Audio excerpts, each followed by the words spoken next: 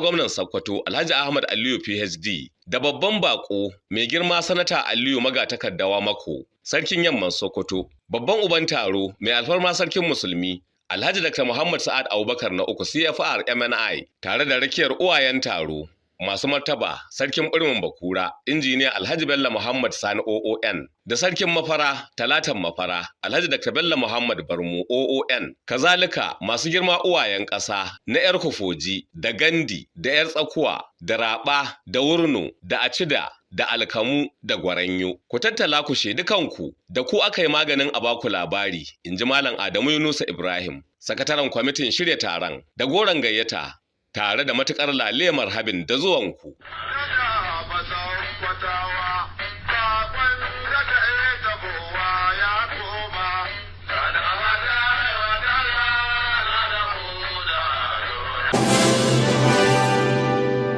Masu sha'awar kallon irin na kwarai ɗimbin al'adun gargajiya, ilmantarwa, harkar siyasa tare da ba da nishaɗi. Ku kasance da tashar Alu TV. Tashar Alu TV ta ku ce, ta mu ce, ta kowa da kowa ce.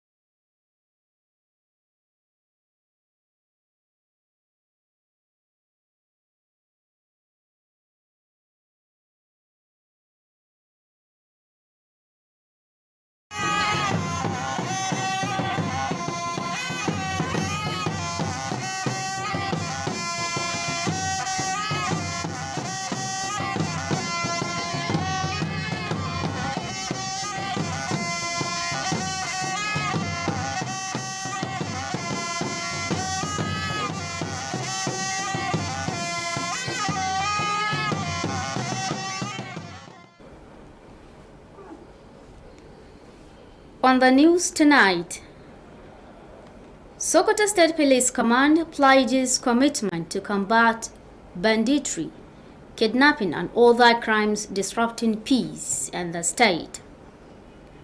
Sokoto Education Development Trust Fund commences disbursement of the 2026 Annual Bursary Award to students in Sokoto State.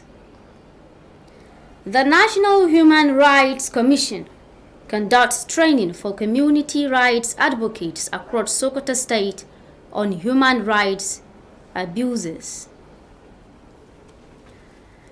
It is a lovely evening and thank you for joining us tonight.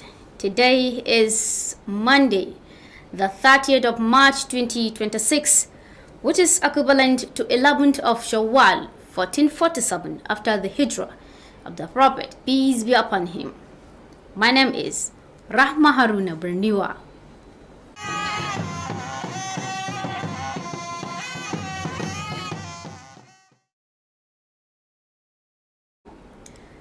The Sokoto State Police Command has pledged to intensify efforts to combat banditry, kidnapping, and other crimes disrupting peace in the state.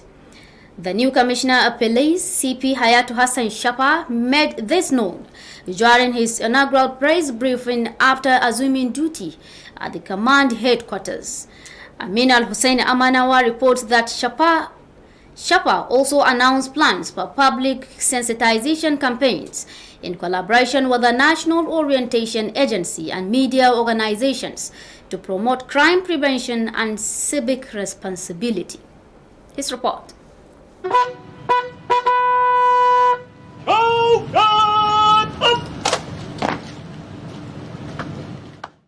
The newly fostered Commissioner of Police, CP Hayatu Hassan Shapa, unveiled three key initiatives during the press briefing centered on intelligence-led and technology-driven policing, strengthening community partnerships, and enhanced collaboration with sister security agencies. We will operate as one force with a common purpose. Furthermore, we will strengthen partnership with state government institutions, traditional rulers, religious leaders, and civil societies because security is a collective responsibility that no single agency can claim monopoly. CP Hayatu described his appointment as a call to greater service, assuring that he will justify the confidence reposed in him through dedicated and professionalism policing. We will intensify visibility policing across urban and rural areas, ensuring a proactive security presence that deters crime and reassures citizens. According to him, the impact of insecurity extends beyond physical harm, affecting psychological well-being of victims and placing a heavy burden on government resources meant for the development. Paying tribute to the fallen security personnel, Sharpa commended the officers and men of the command, as well as other security agencies, for their sacrifice in the line of duty. The commissioner emphasized the importance of community engagement, stressing that effective policing requires the trust and cooperation of the public. He disclosed that the command will strengthen the Police Community Relations Committee (PCRC) to foster closer ties with the residents. The commissioner affirmed his commitment to transparency, integrity, and purposeful leadership, expressing confidence that with the collective effort of all stakeholders, Sokoto State will overcome its security challenges. Aminu Alusen Amanawa, Alu TV News. Now, the Sokoto State chapter of the African Democratic Congress, ADC, has condemned the alleged public humiliation of its state chairman, Honorable Umar Faruk Muhammad, by a party chieftain, Akibut Al-Hatu, during the party's National Executive Committee meeting held in Abuja. In a statement issued by the State Publicity Secretary, Honorable Murtala Aliyu, and authorized by the state chairman, Honorable Umar Faruk Muhammad, the party described the incident captured in a viral video as unacceptable and capable of undermining unity and discipline within the party. The statement alleged that the disagreement occurred during discussions aimed at resolving internal challenges within the party in Sokoto State, where both parties differed on the venue for reconciliation efforts. According to the statement, while Al-Hatu proposed that reconciliation be conducted in Abuja, the state chairman insisted that the party's national leadership should deploy representatives to Sokoto State to engage stakeholders across all levels for an inclusive resolution. It further alleged that the disagreement escalated into a verbal attack, leading to the public embarrassment of the state chairman, with the incident later circulated on social media.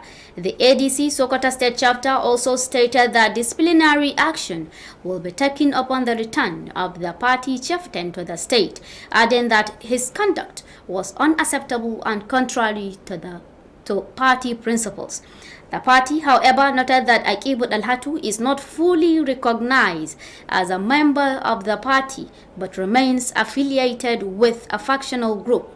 It also challenged him to provide evidence supporting his claim that the state chairman serves as a special advisor to the current APC-led government in Sokoto State, demanding that he retract his statement and issue a public apology or face legal action.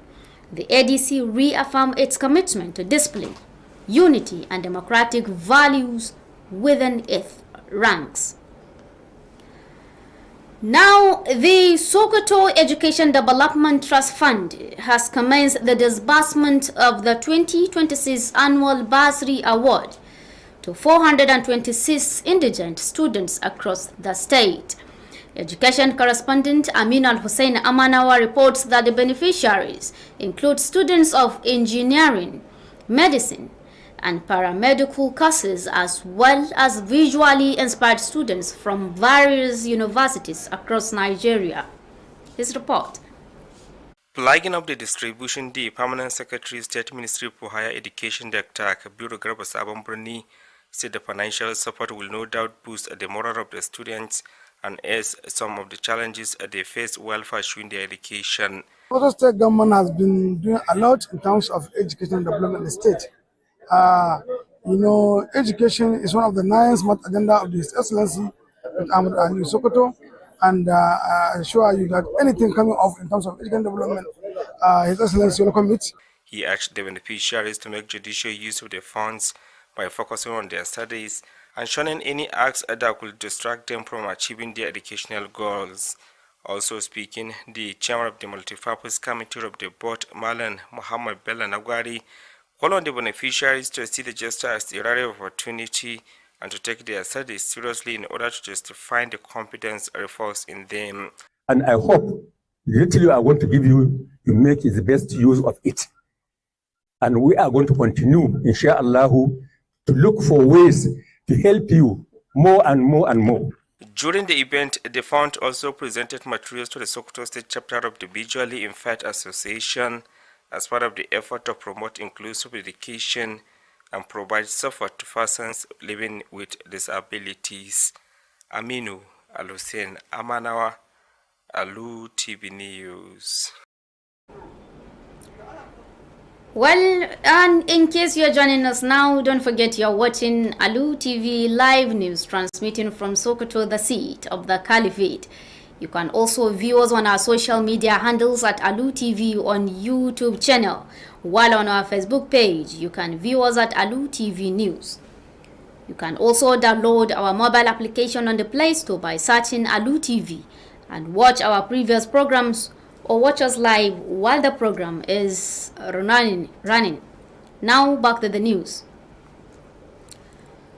Now, as part of preparations to ensure the early resumption of pupils and students after the Salah break, the Sokoto State Ministry for Basic and Secondary Education has held a sensitization rally covering major roads within the metropolis.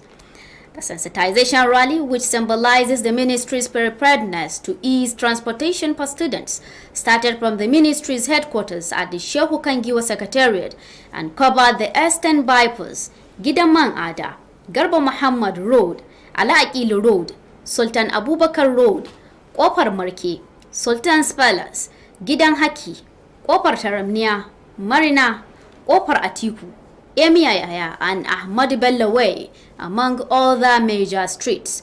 The exercise was witnessed by the Commissioner of the Ministry, Professor Ahmad Ladan Allah, the Permanent Secretary, Dr. Sanusi Aliu Binji, the State President of ANCOPSS, Muhammad Ikilil Abubakar, and other staff of the ministry. Now, Borno State Governor from Babagana Umara Zulum has approved the immediate dissolution of the State Executive Council. The decision, according to the government, is aimed at creating an enabling environment for members of the council who may wish to contest elective positions in the forthcoming general elections. A statement issued by the Secretary to the State Government, Bukar Tijani, and authorized by Governor Babagana Umara Zulum, said all commissioners have been directed to hand over the affairs of their respective ministries to permanent secretaries on or before Friday, April 3rd, 2026. Governor Zulum expressed appreciation to the ongoing commissioners for their dedication, commitment, and contribution to the development and service of the people of Borno State. The resolution takes immediate effect. Now, the National Human Rights Commission, with funding support from the Global Fund, has conducted a training for community rights advocates across Sokoto State aimed at equipping them with the knowledge, strategies, and methodologies for handling and reporting cases of human rights abuses. The training held in Sokoto brought together key relevant organizations. Ibrahim Ahmad Aikin Allah reports that participants were trained on the 5 key steps of human rights case management, including identification of human rights violations, reporting procedures, complaint mechanism, investigation processes, and resolution or remedies. Let's see the report. Participants were also guided on the intake checklist outlining what community rights advocate CREs are expected to record, as well as the do's and don'ts during case intake. Speaking during the training, one of the facilitators and the state coordinator of the National Human Rights Commission in Sokoto State, Barrister Rashidat Muhammad, explained the rationale behind the training and its expected outcomes. Human rights generally especially that of key population, vulnerable groups. So we are training community rights advocates on how to promote and protect human rights, and also seek redress for human rights foundations, and also to expand our grievance mechanism on the issues that concern human rights foundations. In his remarks, Barrister and Rafaki Rayang of the National Human Rights Commission headquarters in Abuja also educated participants on the grievance redress mechanism and how to effectively address issues of human rights violations and discrimination. The National Human Rights Commission have brought them into that pool, and bringing them into that pool, will create that ripple effect in terms of protection of human rights, particularly among vulnerable groups. At the end of the session, a question and answer segment was held to ensure clarity and enhance the effectiveness of the training. Ibrahim Ahmed Aiken Allah, Alu TV News. Well, thank you so much, Ibrahim. And that ends tonight's news. But before we go, here are the main points again. We told you earlier that the Sokoto State Police Command has pledged commitment to combat banditry, kidnapping, and other crimes disrupting peace and the state.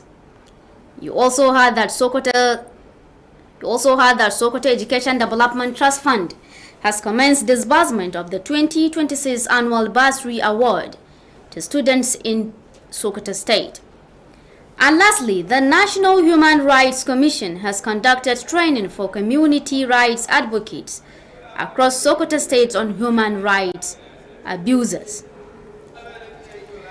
And that wraps up the news update for today. On behalf of the news editor Bashar Abubakar and the rest of the team, and once again, Rahma Haruna Berniwa, and as always, thanks for letting us be a part of your day. Good night.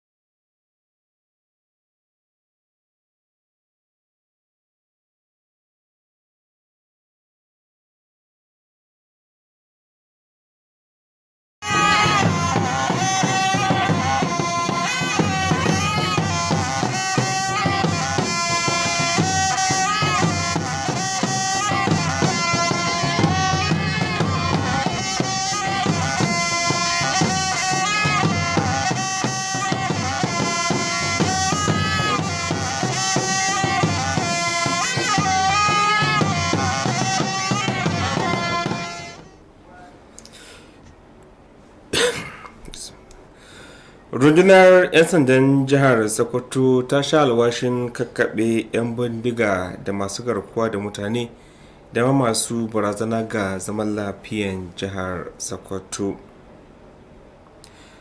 Gidauniyar raya ilimi ta Sokoto ta suma gabatar da tallafin karatu ga ɗalibai 'yan asalin jihar nan na shekara ta 2026. Hukumar kare haƙƙin ɗan adam ta ƙasa ta gudanar da wani horaswa ga wasu daga cikin masu fafutukar kare haƙoƙin al'umma da ke a jihar nan ta Sokoto.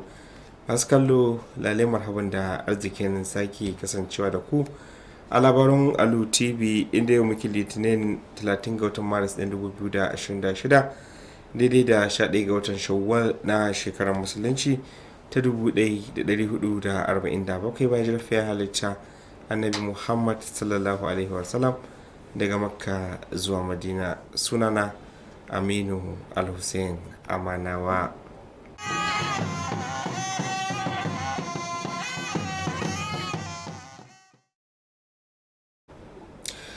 rundunar 'yan sandan jihar nan ta Sokoto ta share washin dukufa domin kakaɓe ayyukan 'yan bindiga masu garkuwa da mutane da ma'aikatan laifuka da ke barazana ga zaman lafiyan jihar nan ta Sokoto. Sabon kwamishinan 'yan sanda na jihar CP Hayatu Hassan Shaffa shine da ya sha wannan alwashin a lokacin taron manema labarai karo na farko da ya gudanar bayan suma aiki da yi a matsayin sabon kwamishinan 'yan sanda na jihar Sokoto. Wakilinmu ya rawaito mana cewa sabon kwamishinan Shaffa haka ma ya sha alwashin fitowa da shiri da ke da manufar wayar da kan al'umma ta haɗa gwiwa da hukumar wayar da kan jama'a ta ƙasa nowa da sauran kafafen yaɗa labarai domin wayar da kan al'umma irin rawar da ya kamata su taka domin tallafawa rundunar da ma samar da zaman lafiya a cikin al'umma. Ga rahoton.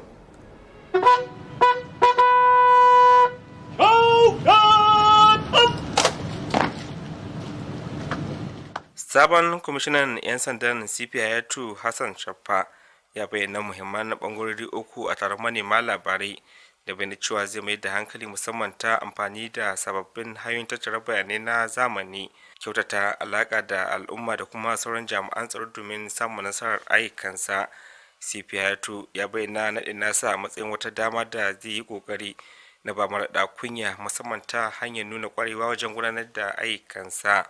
A cewarsa jihar Sokoto na daga cikin jihohin da ke fama da matsalar tsaro wanda abin ma ya kai ga shafuwar kwakwalwar wasu daga cikin waɗanda suka fada a cikin lamarin, abin da ke ƙara zama nauyi ga gwamnati na sauki nauyin da ya rataya a kawunan nata.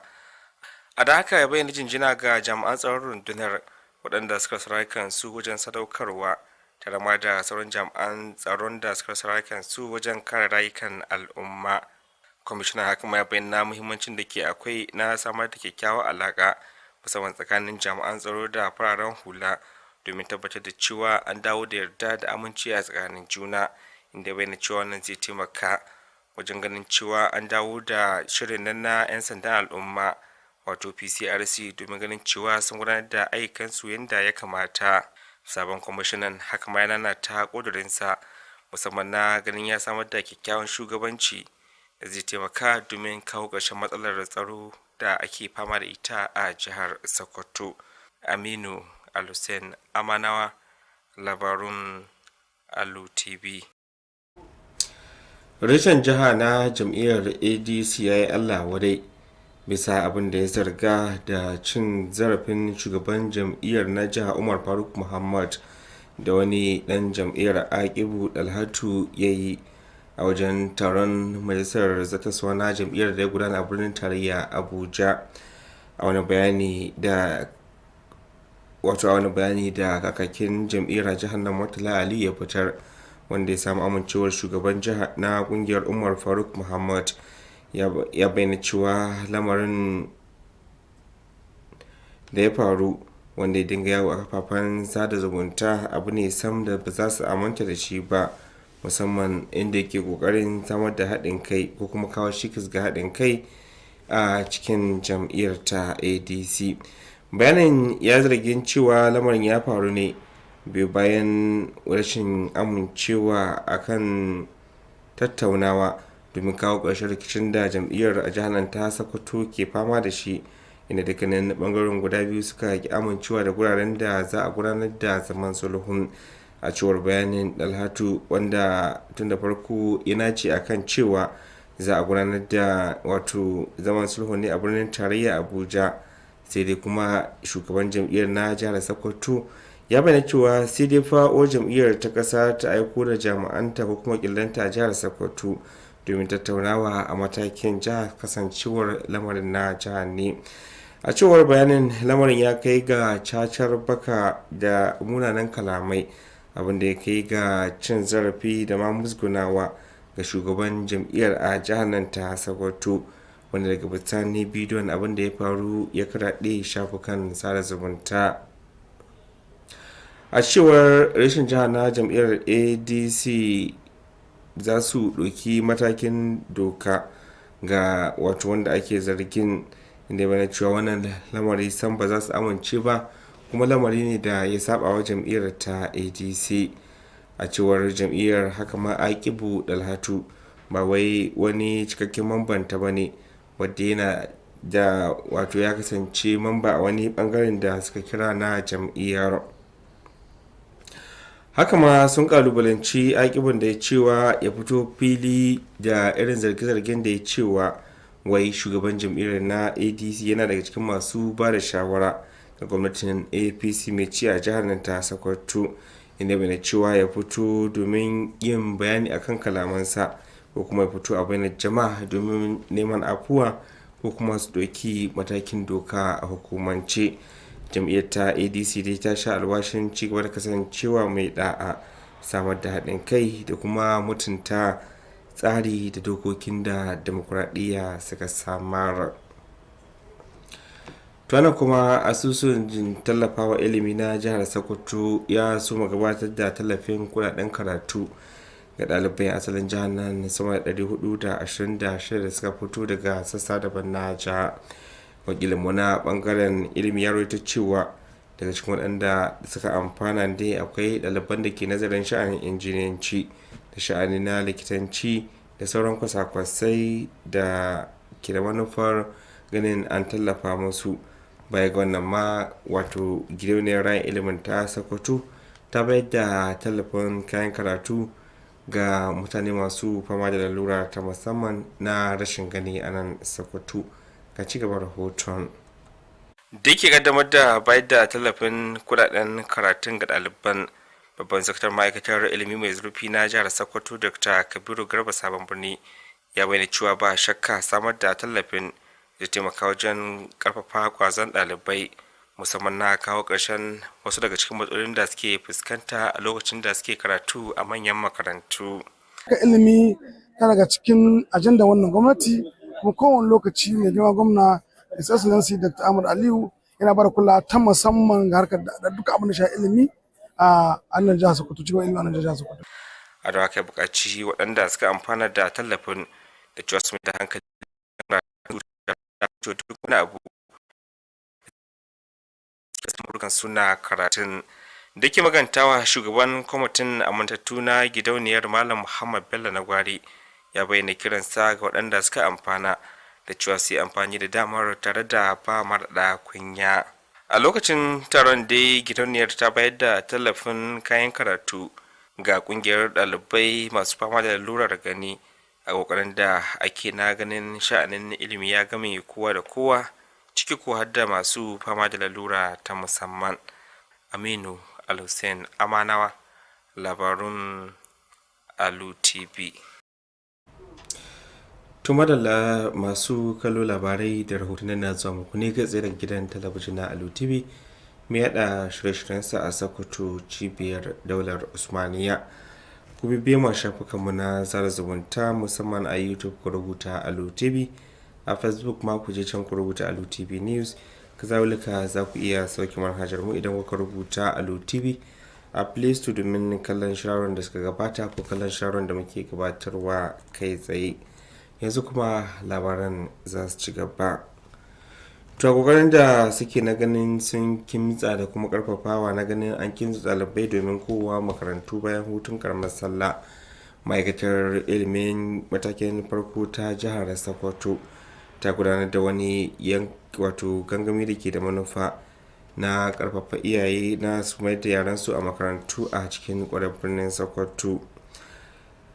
Gangamin dai na wayar da kan al'umma wanda ke alalkanta namijin kokarin ma'aikatar da manufa ne na rage kudaden zirga-zirga ga ɗalibai, wanda aka suma daga shalkwatar ma'aikatar da ke sakatariyar shehu kangiwa wanda ya tashi zuwa gabashin Sokoto da gidan man ada da kan titin Garba Muhammad zuwa kan titin Ali Aqilu da na sarkin musulmi Abubakar zuwa kofar marke ya kai har zuwa fadar mai alfarma sarkin musulmi.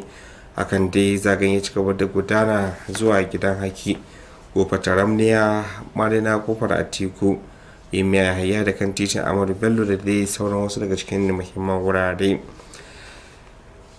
Taron gangamin dina ya kuri ya samu halartar kwamishinan ma'aikatar ilimi na jihar Farfesa Ahmad Ladan Ala da babban sakataren ma'aikatar Dr. Sanusi Aliyu Binji da shugaban kungiyar shugabannin makarantun na sakandare Muhammad Ikilu Abubakar da sauran ma'aikatan wannan ma'aikatar. To idan muka liga a jihar Borno kuwa gwamnan jihar Farfesa Babagana Umar Zulum ya aminta da saukar da majalisar zartaswan jihar tasa. Wannan matakin da yana zuwa ne da manufar ganin an ba mambobin majalisar da ke da kudirin yin takara a mukaman siyasa daban-daban a manyan zabukan da ke tafi. A cewar bayani mai dauke sa hannun sakataren gwamnatin jihar ta Borno Bukar Tijjani, gwamnan ya aminta da saukar da kwamishinonin ne bane cewa tuni da aka umarci kwamishinonin da su mika ragamar jagorancin ga manyan sakatorin ma'aikatansu nan zuwa ranar juma'a na 3 ga watan afrilun 2026. gwamna Babagana ya bayyana godiya sa ga kwamishinonin bisa kokarin su da jajircewa su da ma tallafa da suka yi na ganin an samu ci gaba a jihar Borno. Ɗaukar matakin ne da gwamnan jihar ya yi tuni da ya soma aiki nan take. To idan muka dawo nan Sokoto kuwa hukumar kare haƙƙin ɗan adam ta ƙasa da ke samun tallafi daga Global Fund sun gudanar da wani taron horaswa ga wasu da ke fafutukar kare haƙƙin ɗan adam da manufar ganin a ilmantar da su da kuma fitowa da matakan da ya kamata su bi domin yayin da suke jan ragamar sha'anin da shafi kare haƙƙin ɗan adam. An dai gudanar da taron ne a jihar Sokoto da samu halartar ƙungiyoyi da sauran masu alaka da hakan. Wakilinmu Ibrahim Ahmad aiki Allah ya rawaito mana cewar an dai mai da hankali ne wajen horas da masu fafutukar, musamman abin da ya hada da inda za a gano yadda aka take haƙƙin ɗan adam da hanyoyin da za a bi domin kai rahoton inda aka take haƙƙin ɗan adam ɗin da gabatar da ƙwararren hujjoji da gudanar da bincike tare da ɗaukar mataki na sasanci ko kuma na doka a hukumance. Ga ci gaban rahoton nasa. A wurin taron an jagoranci mahalartar kan yadda za su gudanar da bincike da kuma karɓar ƙorafi, inda aka bayyana abubuwan da ake sa ran masu kare haƙƙin al'umma za su rubuta tare da abubuwan da ya kamata su yi da waɗanda bai kamata su yi ba yayin karɓar ƙorafe-ƙorafen jama'a. Da take jawabi a lokacin horon, ɗaya daga cikin masu horarsuwa kuma shugabar hukumar kare haƙƙin ɗan adam ta ƙasa reshen jihar Sokoto, barista Rashidat Muhammad, ta bayyana dalilin gudanar da horon da kuma sakamakon da ake sa ran a cimma daga ƙarshe. A al'umman mu ko kuma in ce jihar Sokoto muna so mu kai ga lokaci da za a ce duk wani ɗan adam ana la'akari da hakkin shi ko a gida ko waje ko wurin aiki. A nasa jawabi, barista inda Faraki Rayang daga hedikwatar hukumar kare haƙƙin ɗan adam ta ƙasa da ke Abuja ya kuma da kan mahalarta kan tsarin magance ƙorafe-ƙorafe da ake kira grievance readiness mechanism da yadda za a magance matsalolin take haƙƙin ɗan adam da nuna wariya musamman ga rukunan mutane masu rauni. A ƙarshen zaman horon an gudanar da wani ɓangare na tambayoyi da amsoshi domin ƙara fahimta da inganta tasirin horon. Ibrahim Ahmad aikin Allah, labaran Alu TV. Da kuma wannan ne labaran na wannan lokacin suka kammala. Sai dai kafin mu yi sallama, tun da farko kun ji cewa rundunar 'yan sandan jihar nan ta Sokoto ta sha alwashin kawar da ayyukan 'yan bindiga masu garkuwa da mutane da sauran laifukan da ke tanaki ga zaman lafiyan jiha. Haka ma kun ji cewa gidauniyar raya ilimi ta Sokoto ta soma gabatar da tallafin kudaden karatu ga ɗalibai a asalin jihar nan na shekara ta 2026. Da ƙarshe ma kun ji cewa hukumar kare haƙƙin adam ta ƙasa ta gudanar da wani horaswa ga masu fafutukar kare haƙƙin adam a jihar nan. Masu kallo, iyakacin abin da ya sauki nan a labarin na wannan lokacin, a madadin dukkan waɗanda suka taimaka wajen samun nasarar su. Aminu Alusin Amanawa sunana da na fassara na karanto ke maku fata alkhairi. Assalamu alaikum.